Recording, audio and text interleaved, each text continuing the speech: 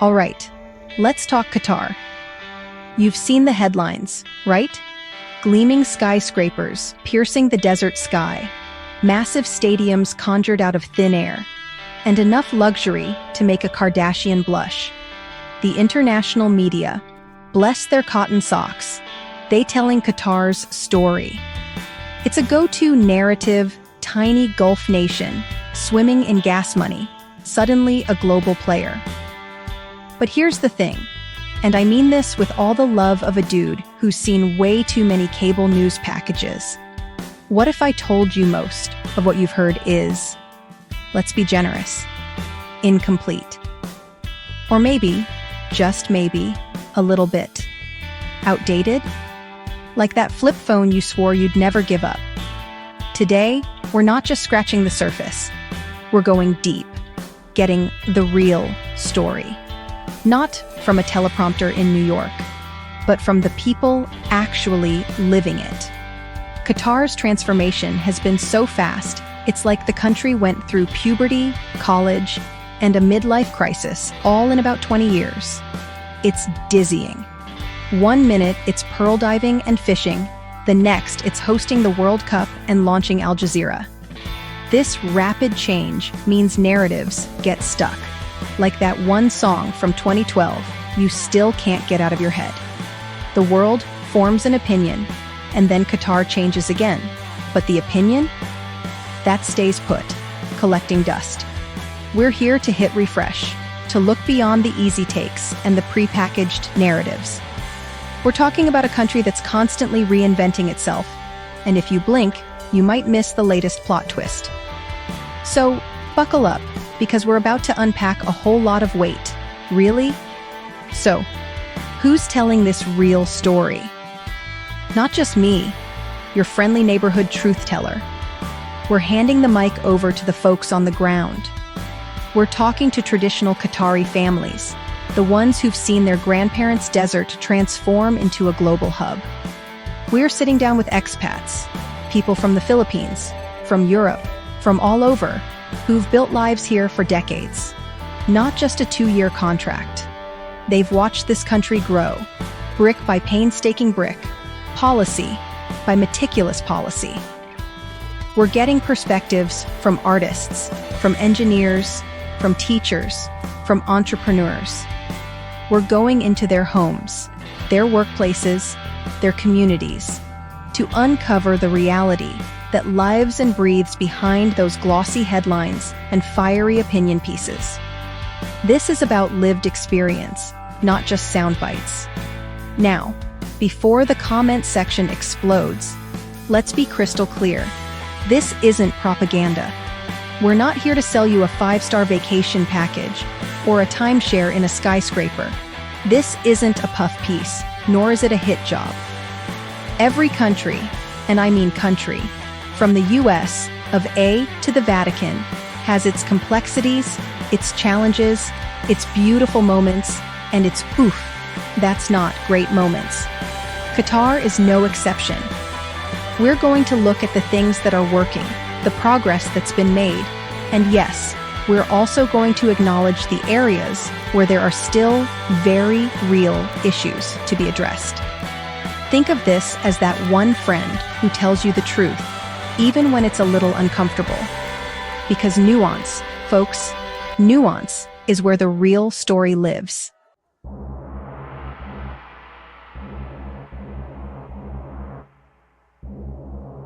Okay, Chapter 2. Let's dive into the first big one. The narrative that Qatar is basically a real-life Scrooge McDuck vault. But instead of gold coins, everyone's swimming in Lamborghinis and diamond-encrusted Falcons. You've seen it, right? The Instagram posts, the travel shows, the articles breathlessly describing a land where the streets are paved with gold. Or at least, where everyone's driving gold-plated rims. It's the ultimate caricature.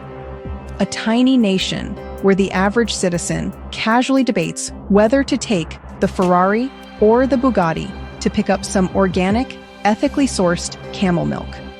This image of ostentatious, almost cartoonish wealth is so pervasive it's become the default mental screensaver for Qatar. It's flashy, it's seductive, and man, does it get clicks. But here's a wild thought. Just entertain me for a second. What if, and stay with me here, what if not in Qatar is a bazillionaire? Shocking, I know. Could it be that, like literally every other country on planet Earth, Qatar has, A of economic realities?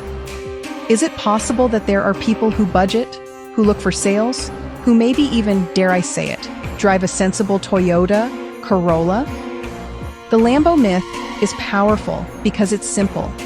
It reduces a complex society to a single, easily digestible, and highly enviable image. But when we zoom out from the valet parking at the 5-star hotel, what do we actually see? Does the entire population just disappear into their marble palaces after their morning diamond shopping?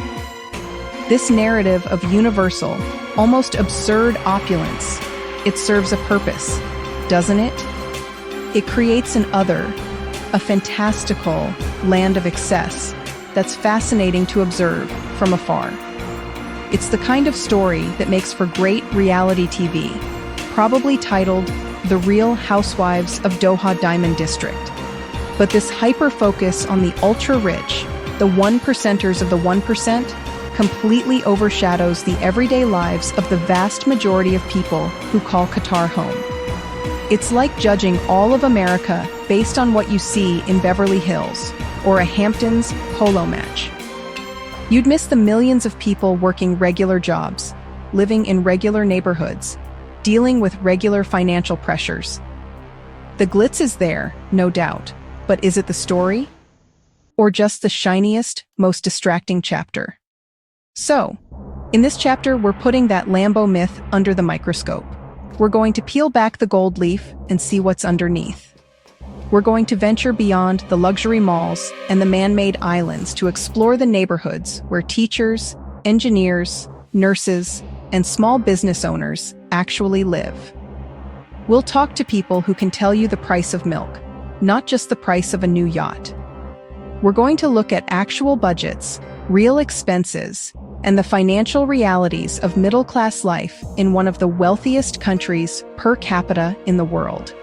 Because if we only focus on the highlight reel of the super rich, we're missing the daily grind, the aspirations, and the genuine community fabric of Qatar.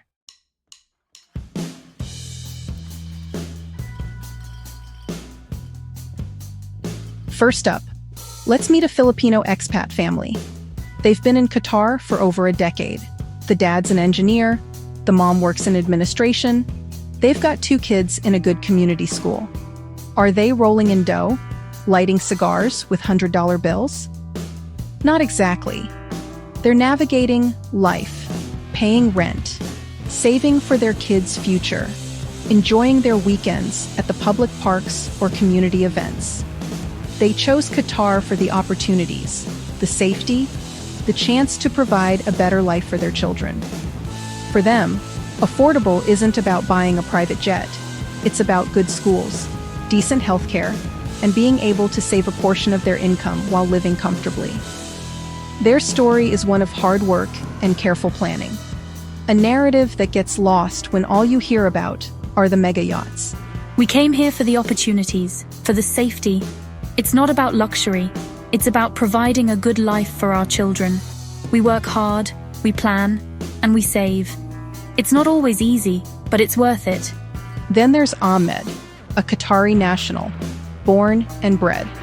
He's a project manager, lives in a nice but not extravagant villa in a suburban neighborhood. He's got a family, car payments, and yes, he enjoys the benefits of his country's wealth, like no income tax. But he's also keenly aware of the cost of living. Ask him about the super rich stereotype, and he'll probably chuckle and tell you about his mortgage. He sees the flashy side of Qatar, sure, but his daily life is more about community gatherings, taking his kids to football practice, and planning the family budget. His Lamborghini? It's a well-maintained SUV, perfect for school runs. And let's not forget Fatima, a Qatari teacher shaping young minds. She's passionate, educated, and dedicated to her profession. She lives with her family, contributes to the household, and has her own financial goals and concerns. For her, the economic landscape isn't about abstract GDP figures. It's about her salary, the cost of professional development, and the ability to live a fulfilling life while contributing to her society. She sees the investment in education, the new schools and universities, but she also understands the day-to-day financial realities for professionals in her field. Her perspective is crucial because it highlights that even within the Qatari national population, there's a diversity of economic experiences far removed from the "everyone is a millionaire" trope. These are the faces of everyday Qatar, the ones you don't often see in those glossy travelogues. They live in neighborhoods with names you probably can't pronounce yet. Neighborhoods with local bakeries, barbershops, and community mosques. These areas are clean, safe, and well-maintained, but they're a world away from the architectural showpieces of the Pearl or West Bay. They feature apartment buildings, modest villas, and community centers. These are places where kids play in the streets in the cooler evenings, where neighbors know each other, where life unfolds with a rhythm that's more about family and community than about flamboyant displays of wealth. This is the Qatar that exists beyond the headlines. The Qatar that is home to hundreds of thousands of middle-class families.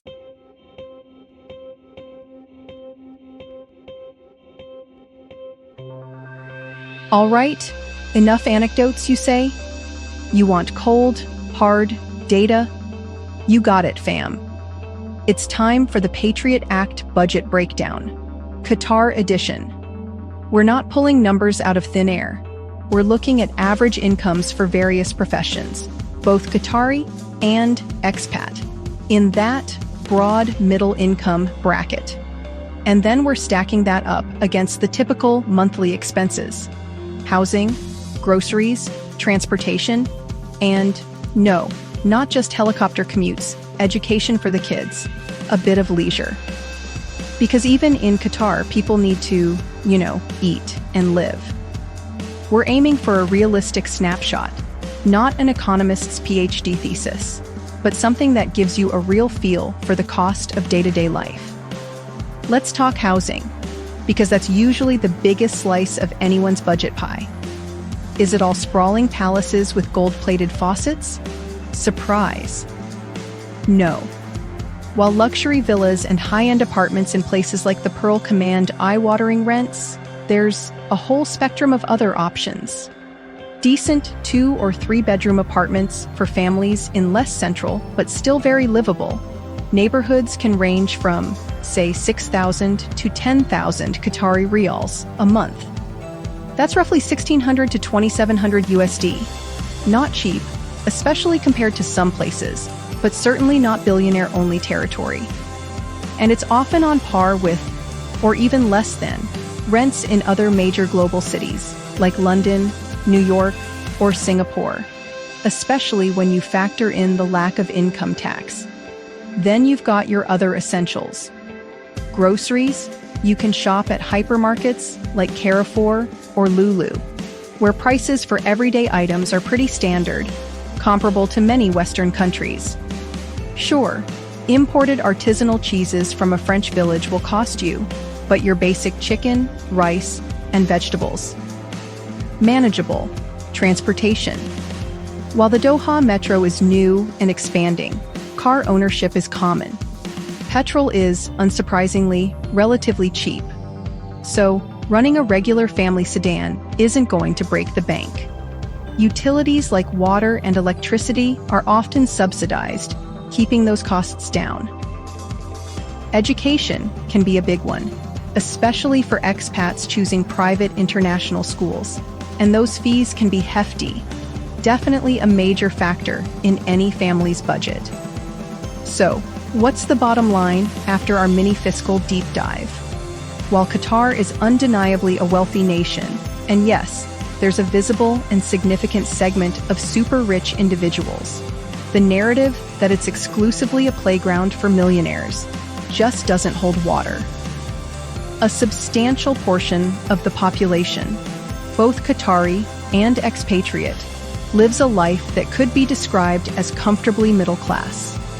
They budget, they plan, they make choices. The "everyone drives Lamborghinis" line makes for a great headline, but the reality on the ground is far more nuanced and, frankly, far more relatable. The wealth is there, but it doesn't mean everyone gets a golden ticket Willy Wonka style.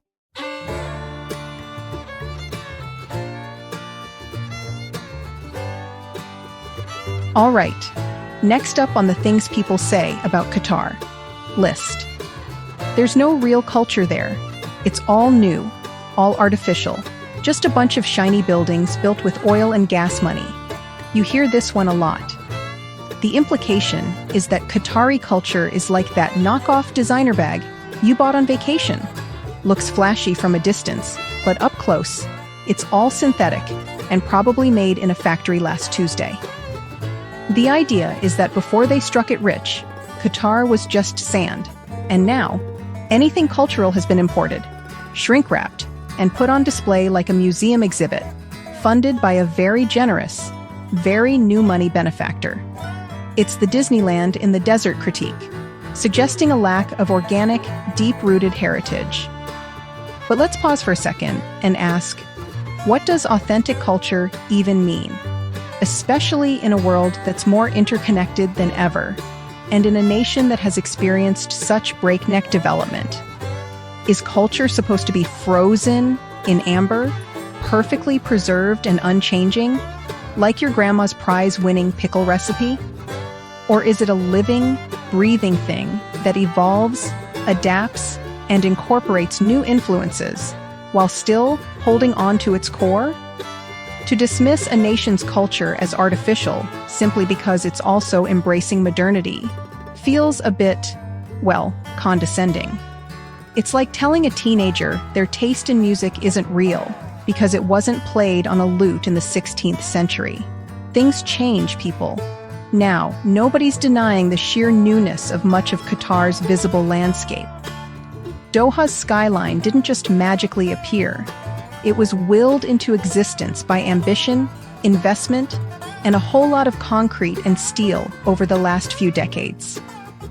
World-class museums, like the National Museum of Qatar or the Museum of Islamic Art, designed by starchitects, are relatively recent additions.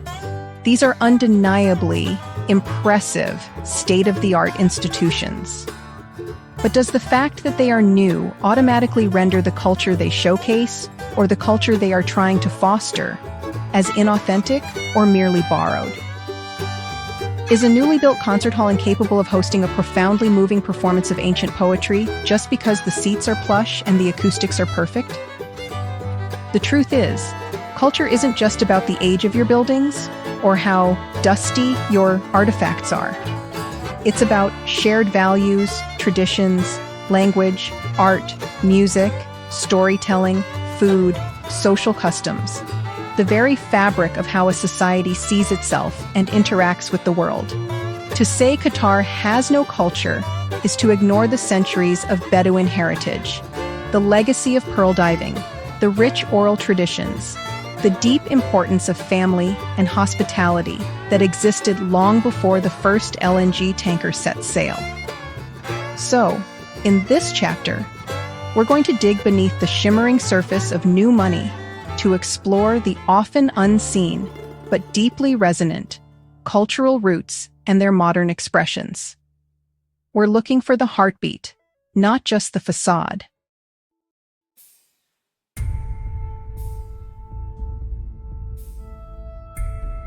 Let's start by stepping inside a traditional Qatari home, or at least a well-preserved example of one. Forget the glass towers for a moment.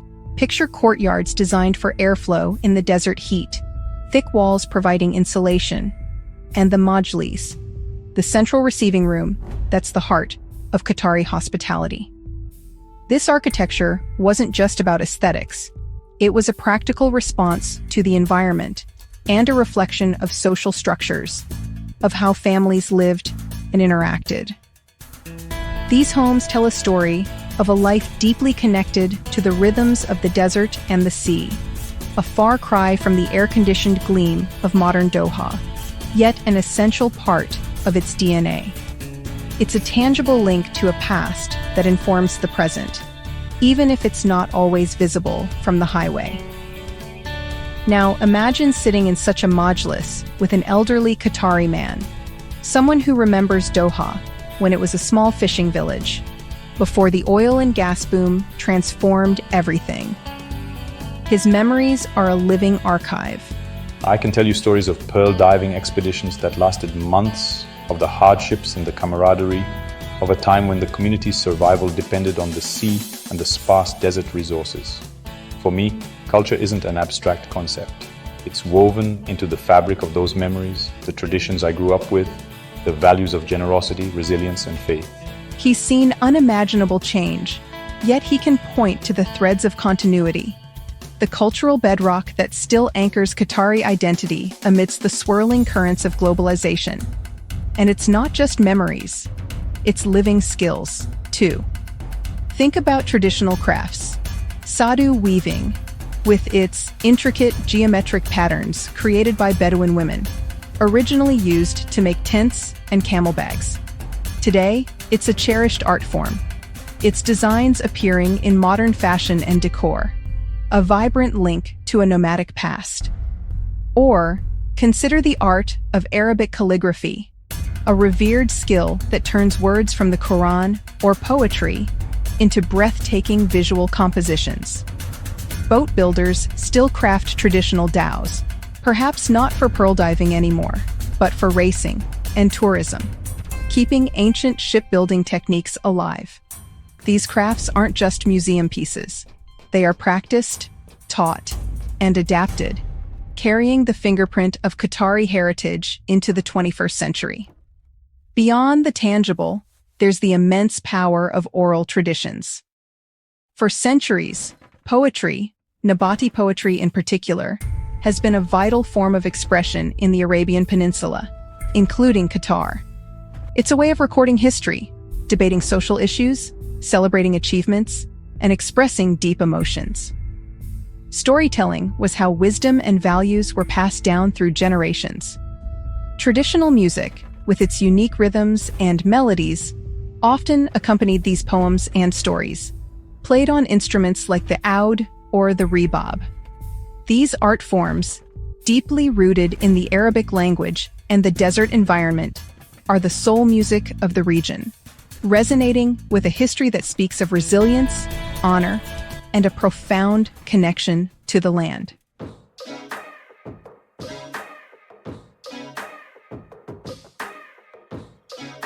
Now, let's fast forward. Picture a modern Qatari woman, perhaps an architect or a doctor, confidently navigating her professional world. She might be wearing a stylish abaya, sometimes black, sometimes in contemporary colors and designs, often paired with a shayla. This isn't just clothing, it's a statement. For many, it's a way of expressing their identity, a graceful blend of cultural heritage and modern fashion, a choice that connects them to their roots while they fully participate in contemporary global society. It's a visual reminder that tradition and modernity aren't mutually exclusive. They can, and do, coexist, creating a unique Qatari aesthetic that is both local and cosmopolitan. She's not a relic of the past. She's shaping Qatar's future, often while embracing these cultural touchstones. And what about those oral traditions we talked about? Are they just confined to history books? Not a chance. Imagine a poetry evening, maybe at Souk Waqif or a modern cultural center. Young Qataris, men and women, gather to listen to poets, some reciting classical verses, others performing contemporary spoken word in Arabic, tackling modern themes with ancient linguistic artistry. The air is thick with appreciation, with snapped fingers and murmurs of Sal lisanak, bless your tongue. This isn't a reenactment. It's a vibrant, living cultural scene. It's proof that the poetic heart of Qatar still beats strong, finding new voices and new audiences, proving that a centuries-old art form can be as relevant and engaging as the latest Netflix drop. Then there's the music. You might find a traditional music lesson in progress, with a master musician teaching a new generation the intricacies of the oud or the tabla. These students aren't just learning notes, they're connecting with a soundscape that has echoed through this region for centuries. Some might go on to play purely traditional music, preserving its purest forms. Others might fuse these traditional sounds with Western classical music, with jazz, with electronic beats, creating something entirely new, yet recognizably Qatari. This is culture in motion, not static, but evolving, experimenting, and finding new ways to express an enduring identity. It's about respecting the roots while allowing the branches to grow in new directions. So, the idea that Qatar has no culture, or that it's all artificial because of its rapid modernization and new wealth? That's a lazy take. It completely misses the deep historical roots and the dynamic, contemporary expressions of Qatari identity. Culture here isn't a fragile antique locked away in a display case. It's in the way families gather, the respect for elders, the passion for poetry and music, the modern interpretations of traditional dress, the enduring importance of hospitality. It's a complex, evolving tapestry woven from threads of ancient heritage and bold, modern ambitions. It's there, if you're willing to look beyond the five-star hotel lobbies and the sensationalist headlines.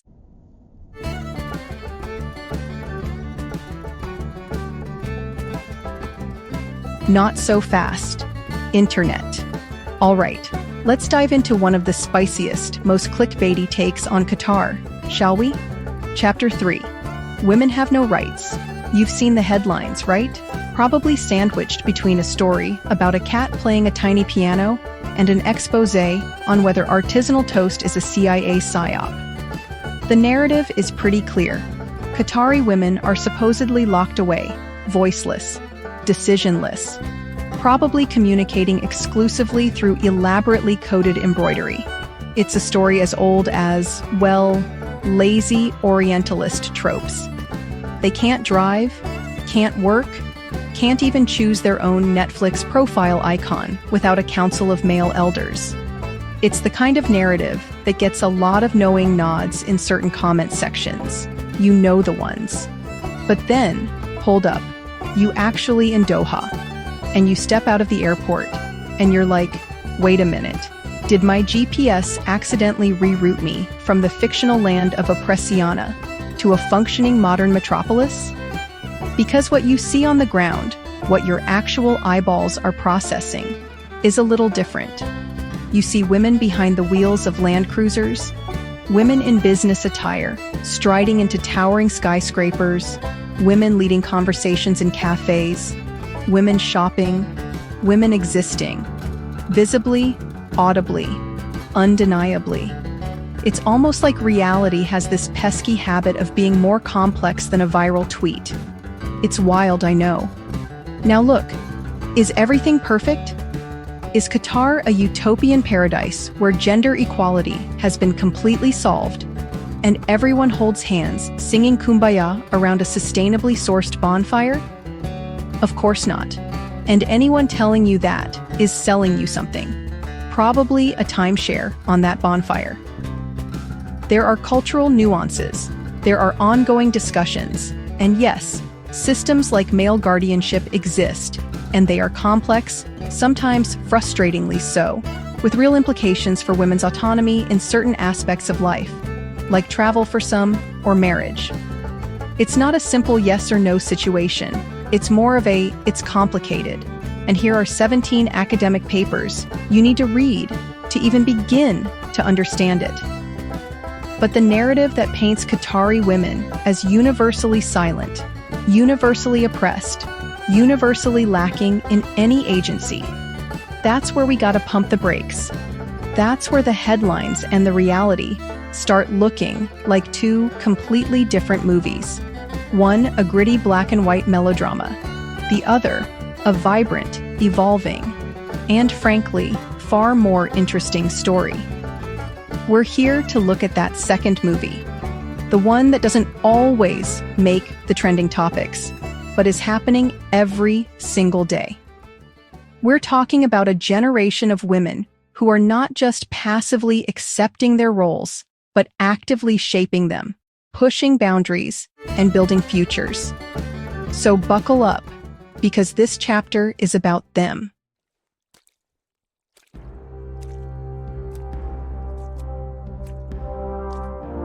So, if the stereotype is women are kept from knowledge, then Qatar's education stats are basically a giant, neon-lit LOL, try again sign. Because here's the kicker. Qatari women aren't just going to school, they're dominating it. For years now, enrollment rates for women in higher education have outpaced men. We're talking universities brimming with ambitious young women, pursuing everything from literature to, get this, engineering. Yes, engineering. The field that in many parts of the world still has that lingering boys' club aroma, like old gym socks and unspoken biases. In Qatar, women are diving in headfirst. Imagine walking into an engineering class at Qatar University or Texas A&M at Qatar. You might expect a sea of dudes, right? But surprise, you're seeing rows of bright, determined young women, like the ones we spoke to, who are not just aiming for a degree, but are talking about designing sustainable cities, developing new technologies, and solving actual, real-world problems. They're not just fulfilling a quota. They're driven by genuine passion and a desire to contribute, to build, to innovate. They see the development happening around them, the new stadiums, the metro lines, the smart cities, and they want to be the architects and engineers behind the wave of it. And this educational attainment, this isn't just some vanity project. It's having a profound ripple effect across society. When women are highly educated, it changes family dynamics. It elevates conversations. It injects new perspectives into every level of the community. These aren't women who are going to be content with sitting on the sidelines. They've got degrees, they've got ideas, and they've got the ambition to see them through. Think about the kind of role models they become for the next generation, for their younger sisters, their nieces, their own future daughters. It's a cycle of empowerment fueled by textbooks and late-night study sessions. This isn't happening in a vacuum either. It's actively encouraged. Qatar's National Vision 2030, their big, ambitious plan for the future, explicitly emphasizes the importance of human development, and that includes empowering women. They know that to diversify their economy, to become a knowledge-based hub, they need all hands on deck. They can't afford to have half their talent pool underutilized. So this isn't just a social progressive talking point. It's an economic imperative. The future of Qatar is, in a very real sense, being coded, designed, and strategized by these educated women. And that's a plot twist the simplistic headlines never see coming.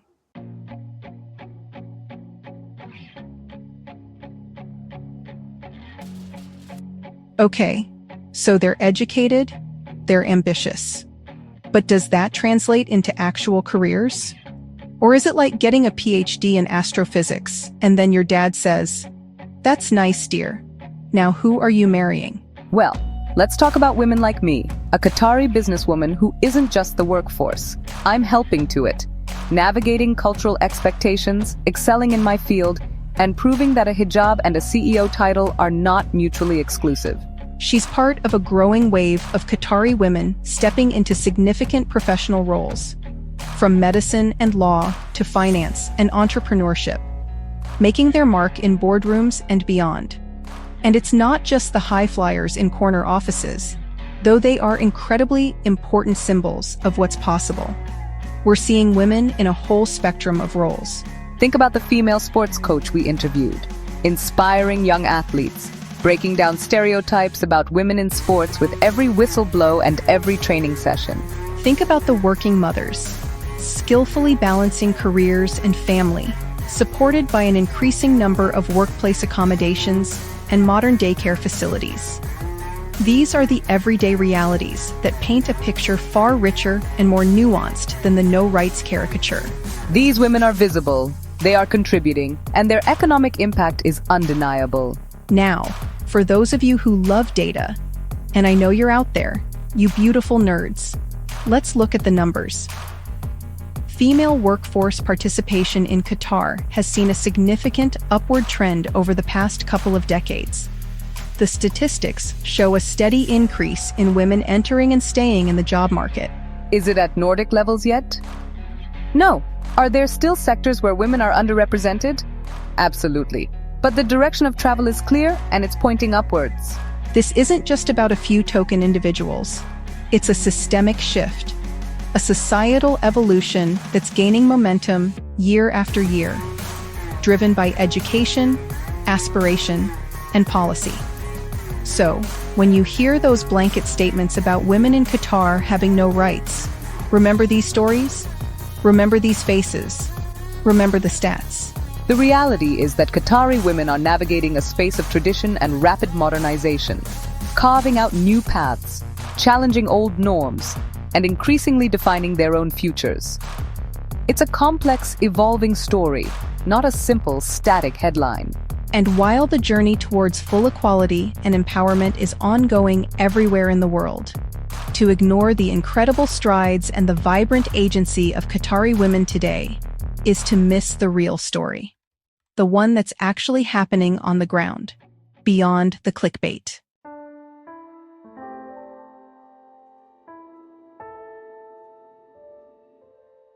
Look, we gotta talk about this. You've seen the headlines, you've heard the stories. The kafala system, the World Cup construction, the accusations about migrant worker conditions in Qatar. It's been brutal. And let's be absolutely crystal clear right up front. A lot of that criticism? Totally, 100% justified. For a long, long time, things were bad. Really bad for a lot of people. We're not here to give you the glossy PR brochure version of the story. This isn't about whitewashing the past or pretending those problems didn't exist. This is about facing the music. Because if you don't stare the problem right in its ugly face, how in the hell do you even begin to fix it? It's like finding a cockroach in your kitchen and just, naming it. That doesn't solve the infestation, Kevin. Qatar, man, it went from 0 to 100 real quick. Think about it. 1 minute it's desert, a quiet pearling community, and then bam! Oil and gas hit, and suddenly it's skyscrapers shooting up like weeds, stadiums materializing out of thin air, an entire nation being built at warp speed. And when you're building that fast, under that much pressure, with that much global attention, guess who often gets squeezed? The people at the bottom. The ones laying the bricks, pouring the concrete, literally building the dream. The system in place, the kafala sponsorship system, it was basically a recipe for exploitation. It tied workers' legal status, their very ability to be in the country, directly to their employers. Imagine your boss not just controlling your paycheck, but your visa, your right to change jobs, even your ability to leave. Yeah, not exactly a worker's paradise, was it? So, the world started watching. And thank God for that. Human rights organizations, investigative journalists, activists, they weren't letting this go. And they shouldn't have. That international spotlight, as scorching and uncomfortable as it must have been for Qatar, it was absolutely necessary. Qatar, at first, maybe got a little defensive. You know, like when your parents catch you with your hand deep in the cookie jar and you're like, cookies? What cookies? I'm just admiring the structural integrity of the ceramic container. But eventually, the message started to sink in. You can't host the planet's biggest sporting event, the FIFA World Cup, and have this giant, festering wound of worker exploitation in your backyard. The cognitive dissonance would be deafening. The pressure mounted, and slowly, painstakingly, the gears of change began to turn. It was a very public, very painful reckoning. So yes, the past was problematic. Deeply, undeniably problematic. But the crucial question is, what happens you acknowledge that? Do you just throw your hands up and say, "Welp, that's just the way it is in this part of the world"? Or do you actually try to make things better, to fix what's broken? Qatar, to its credit, eventually started to listen. They kind of had to. The alternative was becoming an international pariah, and nobody wants that. Especially when you're sitting on mountains of natural gas and have ambitions as big as your sovereign wealth fund. So, they embarked on a process of reform. A long, complicated, and let's be clear, still ongoing process.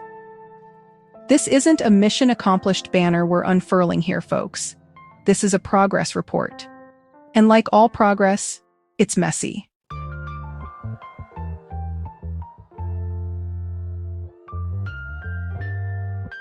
Okay, so Qatar said, "We hear you, world. We messed up." But what did they actually? Well, the biggest headline reform, they started to dismantle the kafala system. That's like taking the legislative chains off. Theoretically, workers now have more freedom to change jobs without needing their employer's permission, which was a massive hurdle before. They introduced a non-discriminatory minimum wage, the first of its kind in the region. Think about that. A baseline income, regardless of nationality. That's a big deal. They also set up new labor dispute resolution committees. So if your boss is acting like a medieval feudal lord, you actually have a place to go to complain, with a process that's supposed to be faster and more accessible. These aren't just minor tweaks. These are fundamental shifts in the legal framework. It's like going from Windows 95 to, well, something that actually works. We didn't just read the press releases, though. We talked to government official name, someone who's right in the thick of implementing these new labor laws. They laid out the legislative changes, the new enforcement mechanisms, the whole bureaucratic shebang. And look, it all sounds pretty good on paper. We've enacted decree law number this, and ministerial decision number that. But the real test, as always, is on the ground. Is it actually making a difference in people's lives? We also sat down with labor rights advocate name, someone who's been pushing for these reforms for years, often from the outside. Their take? Cautiously optimistic. They'll tell you it's a significant step forward, but the journey isn't over. Implementation and enforcement are everything. And in the world of human rights advocacy, cautiously optimistic is basically a 5-star review. And it's not just laws changing, they're also trying to improve living conditions. We visited one of the newer worker accommodation complexes. And let me tell you, it's a world away from some of the horror stories and grim photos we've all seen. We're talking cleaner facilities, better food options, recreational areas, access to medical care on site. We spoke to facility manager name, who walked us through the standards they're now required to meet. Now, is every single worker in Qatar living in a 5-star hotel? No. Let's be realistic. But is it a tangible improvement from the days of cramped, unsanitary camps? Absolutely. It's about recognizing that the people building your gleaming new cities are human beings who deserve dignity. A revolutionary concept, I know. But progress is progress, even if it's long overdue. But the most important voices are those of the workers themselves. We met Jose, a construction worker from the Philippines. He's been in Qatar for several years, so he's seen the before and the after. He told us, things are definitely different now. Before, if I had a problem with my company, I was scared to say anything. Now I know there are new rules, new places I can go for help.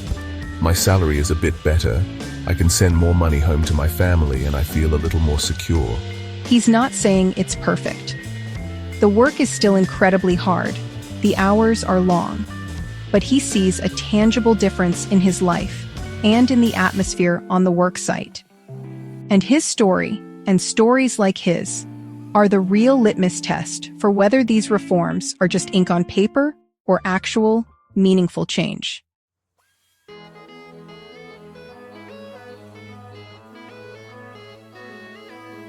So, Qatar waved its reform wand, and poof, everything's perfect now for migrant workers, right?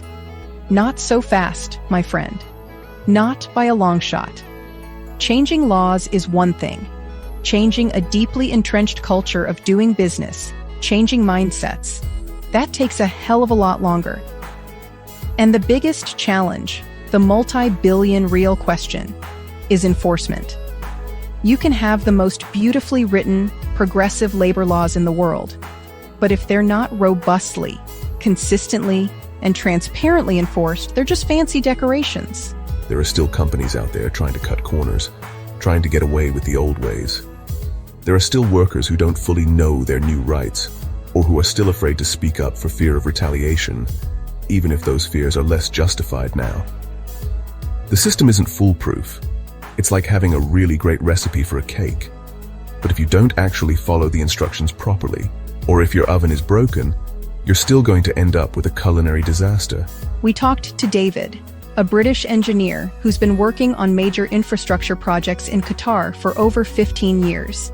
He's seen the entire arc, the crazy boom years, the depths of the criticism, and now the reform era, all from an industry insider's perspective. Look, the big multinational corporations, the major developers, they're largely on board with the new standards. They have global reputations to protect. They have compliance departments. The real challenge often lies with the smaller subcontractors, further down the supply chain. That's where the monitoring needs to be relentless, and where exploitation can still occur if you're not careful. A genuine cultural shift in management style, from a purely transactional relationship with labor to one that truly values worker welfare, that takes generations, not just a few new laws. This is why the story definitely doesn't end here. International organizations, human rights groups, global trade unions, they still have a massive, crucial role to play. They need to keep the pressure on, to continue monitoring the situation on the ground, to independently verify progress, and to call out abuses and shortcomings when they inevitably happen. And just as importantly, if not more so, is the role of local advocacy and civil society within Qatar. Though still developing, there are voices emerging that understand the local context, the language, the cultural nuances, and can navigate the system in ways that outsiders simply can't. It needs to be a two-pronged approach: sustained international scrutiny, combined with growing internal efforts to ensure these reforms are not just for show, but become deeply embedded in practice. When we talk about migrant workers in Qatar, the narrative is undeniably shifting. It's moving from one of almost universal condemnation to a much more complex, evolving picture of a country that has been forced to confront its failings and is now trying, with varying degrees of success and sincerity, to build a more equitable system. Is it a perfect utopia for workers now? Absolutely not. Are there still major challenges, loopholes, and instances of abuse? You better believe it. But is it the same Qatar from a decade ago? No, it is not. The trajectory, however slow and bumpy, is generally upwards. The key is to maintain that momentum, to ensure these reforms aren't just a temporary facelift for the World Cup, but a permanent transformation. It's a story of accountability, hard-won progress, and the absolute necessity of constant, unblinking vigilance. The work is far, far from over.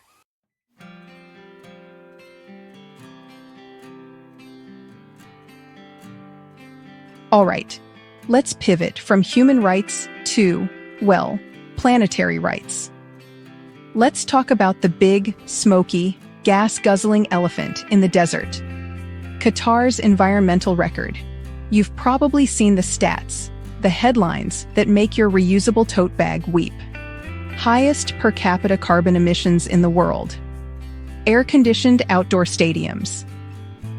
And look, facts are facts. When you live in a place where the summer sun feels less like a life-giving celestial body and more like a personal vendetta waged with a giant heat lamp, you're going to use a lot of air conditioning, like an almost unimaginable amount.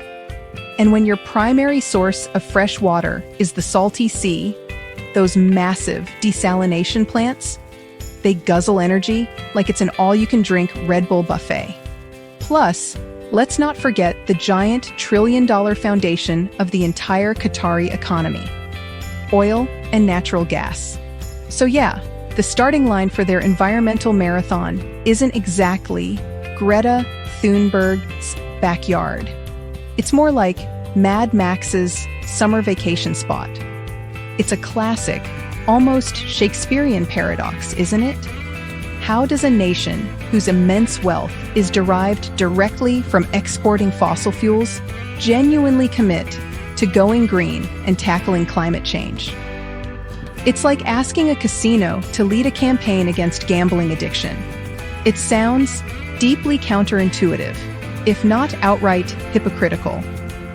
For a very long time, let's be brutally honest, environmental concerns in Qatar definitely took a dusty back seat to the turbocharged engine of rapid development and nation building. The mantra was, build it bigger, build it faster, build it shinier. Ask the tough environmental questions later. Or, maybe just don't ask them at all. That was kind of the vibe. The desert was often seen as this vast empty canvas, and the Arabian Gulf, well, it's big. It can absorb a bit of landfill, right? Wrong. So very, very wrong. And the bill for that particular brand of thinking is now coming due, with interest. All that relentless construction, all that dredging of the seabed to create iconic artificial islands like the Pearl Qatar, it doesn't happen in a vacuum. It has a real, tangible impact on the local environment. Delicate marine ecosystems, including coral reefs and seagrass beds that support unique wildlife, like dugongs, get smothered or destroyed. Dust storms, already a feature of desert life, can be exacerbated by disturbed land. The urban heat island effect, where concrete and asphalt absorb and retain heat, turns Doha into an even more intense furnace than nature intended. You can't just plop down a sprawling, energy-hungry megacity in one of the most arid regions on Earth and expect Mother Nature to just shrug and say, "All right, you do you." She eventually sends you an invoice. And that invoice includes things like declining biodiversity, severely stressed water resources, and air quality that makes you think twice about that morning jog. It's a wake-up call, written in sand, smog, and rising sea levels. But here's the kicker. Even nations floating on a sea of oil and gas can't ignore the realities of climate change forever. Especially when you're located in a geographical hotspot that's projected to be hit disproportionately hard by rising global temperatures and encroaching seas. Your entire coastline, your gleaming new cities, your critical infrastructure, it's all vulnerable. Suddenly, sustainability and climate action aren't just abstract buzzwords for virtue signaling at international conferences. They become fundamental to your long-term national security and economic survival. It's about future-proofing your nation for your children and grandchildren. So, Qatar, facing this undeniable environmental reckoning, started to think, okay, maybe we need a slightly more sophisticated plan than just planting a few more palm trees and hoping for the best. The shift in mindset is happening, but it's against a backdrop of some truly colossal environmental challenges.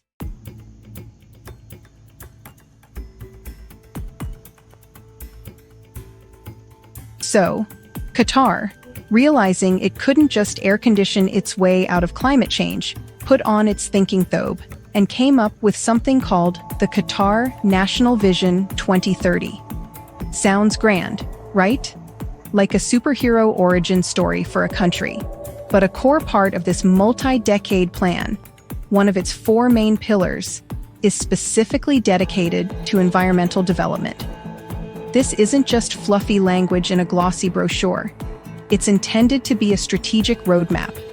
They're talking about ambitious targets for renewable energy, serious investment in water conservation, and wastewater treatment, a complete overhaul of waste management practices, and new efforts to protect what's left of their biodiversity.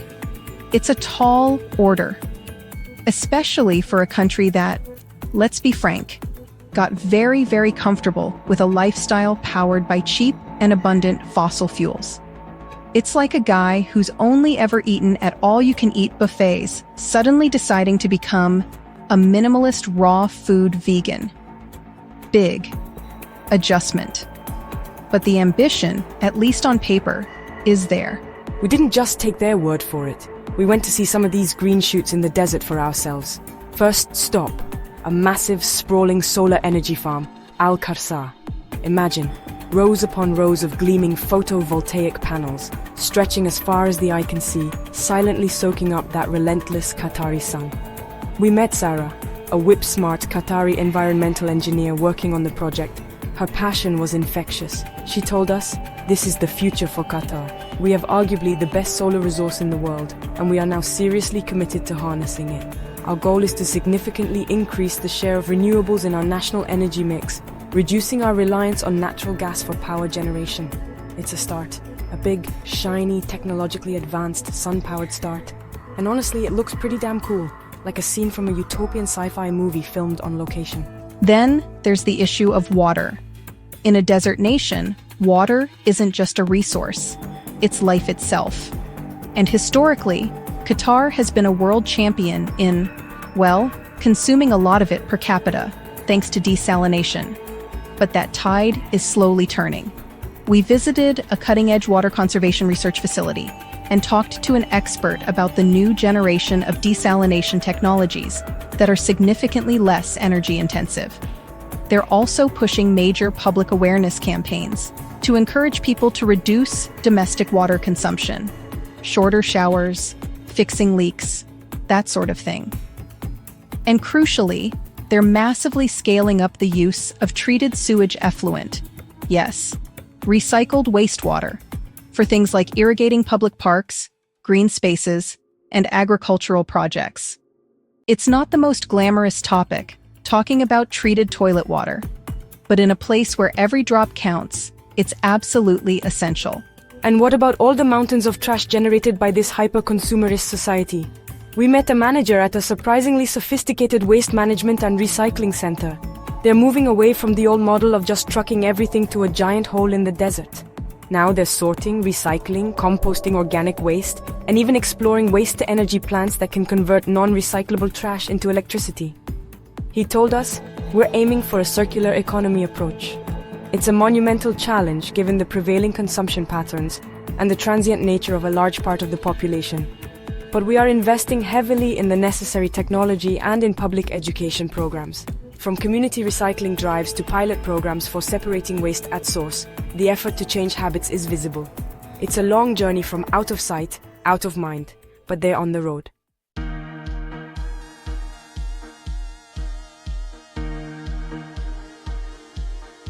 But here's the rub. All this impressive green technology, all these new sustainability initiatives, they're happening at the same time as Qatar continues its ambitious development drive. New cities, new resorts, new infrastructure. So, what about the actual natural environment? The bits that aren't covered in concrete or solar panels? We spoke to a marine biologist who's been studying the impact of extensive coastal development on Qatar's fragile marine ecosystems. She painted a candid picture. There's been significant damage, no doubt about it, particularly to our coral reefs and seagrass beds, which are critical habitats for species like dugongs and sea turtles. But, she added, There's also a rapidly growing awareness within government and research institutions, and a much stronger effort now towards mitigation, habitat restoration, and the designation of marine protected areas. We're seeing stricter regulations on dredging and coastal infill, and active projects to rehabilitate damaged coral. It's a constant high-stakes balancing act. The insatiable demand for new beachfront real estate versus the urgent need to protect what lies beneath the waves. And what about the buildings themselves? Are they just energy-guzzling glass towers designed to look good on Instagram? We met an architect who has been at the forefront of designing more sustainable buildings in Qatar, including work on the groundbreaking Mishreb Downtown Doha project, which is recognized globally for its smart and sustainable urban design. They explained how traditional Qatari architecture, with its shaded alleyways, courtyards, and wind towers, was inherently adapted to the harsh climate. We're trying to bring back those timeless principles of passive cooling and climate-responsive design, but integrate them with the best of modern technology. Think better insulation, smart building management systems, building orientations that minimize solar heat gain, and the use of sustainable, locally sourced materials where possible. So, not every new skyscraper is an environmental disaster waiting to happen. There's some genuine, intelligent thought going into how to build smarter in the desert. It's not just top-down government mandates and corporate greenwashing either. There's a palpable, growing environmental consciousness among ordinary Qataris, especially the younger generation. We met a young Qatari activist, a dynamic young woman who organizes regular beach cleanups, tree planting drives, and runs social media campaigns to raise awareness about environmental issues. She told us with fiery conviction, "Our generation, we understand what's at stake. This is our land, our heritage, our future. We want to see Qatar become a leader in sustainability, not a laggard. We are pushing for change from the ground up, demanding more accountability and faster action. These grassroots movements, however small they may seem, are absolutely crucial. They create the social pressure and the public buy-in needed to keep the environment high on the national agenda. They are the eco-influencers making a real difference. One recycled bottle and one mangrove sapling at a time." So, is Qatar now an environmental paradise? A shining green beacon in the desert? No, not by a long stretch. Is it still overwhelmingly reliant on fossil fuels for its wealth and air conditioning for its comfort? Yes, absolutely. But is it doing nothing, just fiddling while the planet burns? Also no. They are investing billions of dollars in renewable energy, in water security, in sustainable urbanism. They are changing laws, funding research, and slowly but surely fostering a new environmental ethic. It's like trying to turn around a giant supertanker in a narrow canal. It's a slow, cumbersome process, but it's turning. The immense challenge is to accelerate that turn, to make a quantum leap, especially as the devastating impacts of climate change become more frequent and more severe. It's a high-stakes race against time, being run in one of the hottest, most resource-stressed places on Earth. Talk about pressure.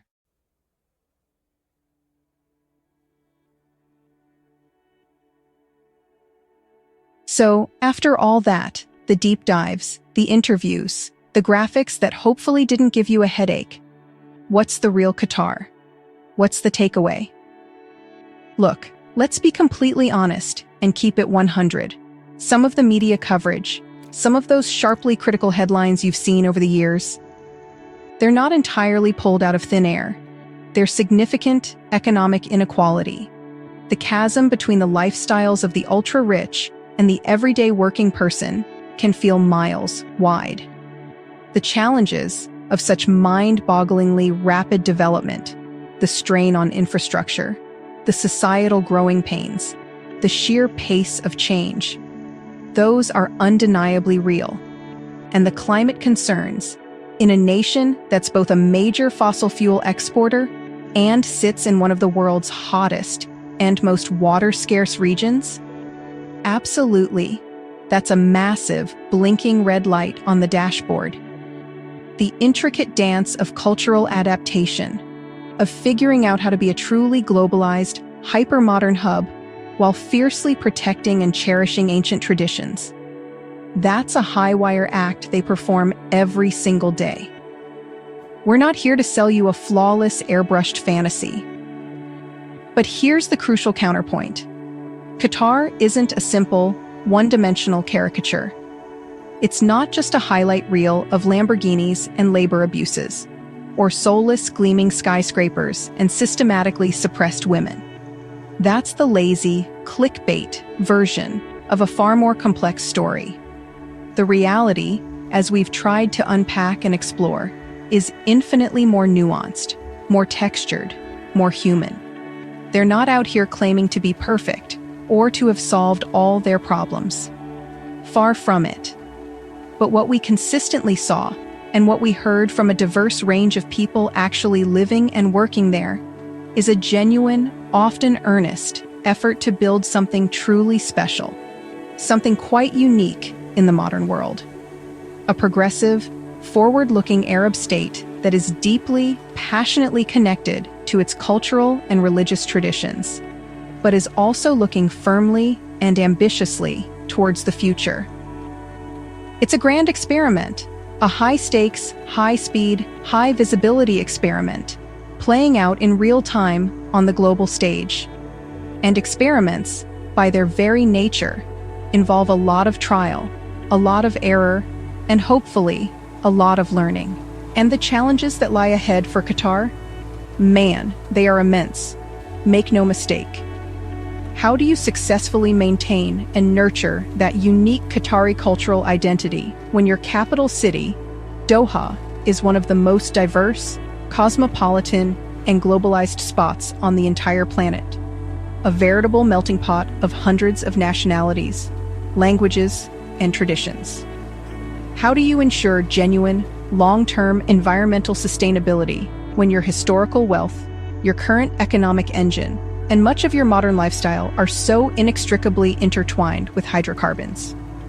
How do you create real, tangible, lasting opportunities, not just for Qatari citizens, but for everyone who calls this dynamic peninsula home, ensuring that the undeniable progress and prosperity are shared more inclusively and equitably? These are not easy questions, folks. There are no simple, off-the-shelf answers. This is the kind of heavy-duty stuff that keeps policymakers, thinkers, and leaders up at night, staring at the ceiling. Or at least, it damn well should. The real Qatar, then, is profoundly complex. It's not the shimmering, flawless, problem-free paradise that some of its more enthusiastic proponents might want you to believe. And it's definitely not the oppressive, backward, irredeemable dystopia that some of its harshest and most vocal critics relentlessly describe. It's a nation in the throes of a profound and often bewildering transition, making mistakes. Yes, sometimes big ones, but also demonstrably learning, adapting, and striving to build something pretty unprecedented in its region and perhaps the world.